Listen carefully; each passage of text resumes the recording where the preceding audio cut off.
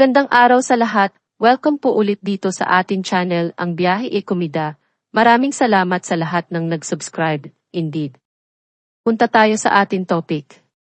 Kim Chiu, Paulo Avellino baking photos, gumuhit ng kilig mula sa fans. Mga netizens, nag-react sa magkatugmang bike ni na Kim at Paulo. Consistent ang pagiging baking buddies ni na Kim Chiu at Paulo Avellino. Itong nagdaang mga buwan ay may ilang pagkakataong nakitang nagbabike ang dalawa sa ilang lugar. Itong October 2, 2024, muli silang namataan sa Vermosa sa Imus, Cavite, na pumapadyak at may kasama silang ibang bikers.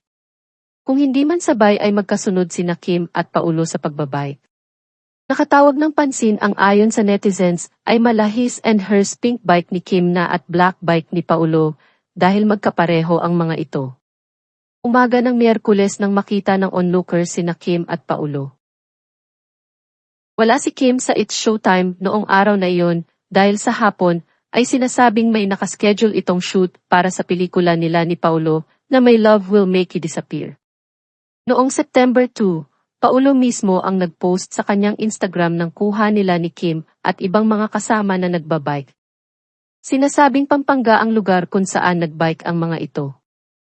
Sa Instagram post ni Kim noong September 13, may bersyon ang aktres ng bike ride nila ni Paulo at ibang mga kasama. Black bike pa ang gamit ni Kim, na nagsabing posibleng huling beses na niya gamitin bike na yon. Sa comment section, inihayag ng fans ang tuwa na makitang nag-enjoy at magkasundo sina Kim at Paulo sa kanilang interes. Namataan din ang dalawa na nag-jogging noong may tour sila sa Dubai noong July. Magkatambal sina Kim at Paulo sa defunct teleserye na linlang pati na rin sa Philippine adaptation ng What's Wrong with Secretary Kim. Ilang buwan nang naugnay ang dalawa mula nang mag-click ang kanilang tambalan sa linlang. Pero mailap ang dalawa sa tuwing natatanong tungkol sa real score sa pagitan nila. Si Kim ay galing sa 11 taong relasyon nila ni Sean Lim na nagtapos noong November 2023. Ang huling naugnay kay Paulo ay ang former Marry You leading lady na si Janine Gutierrez, pero hindi sila direktang umamin sa estado ng kanilang relasyon noon. Hanggang sa napabalitang lumamlam ang pagkakakamabutihan ng dalawa noong huling bahagi ng 2023.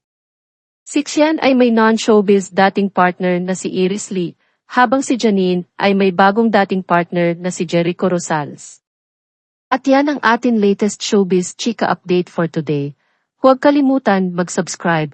Click the notification bell for more showbiz, chika updates, like and share the video at pakisuportahan po ang atin Facebook page. Maraming salamat sa lahat ng nag-subscribe, indeed. Magandang buhay sa lahat, paalam.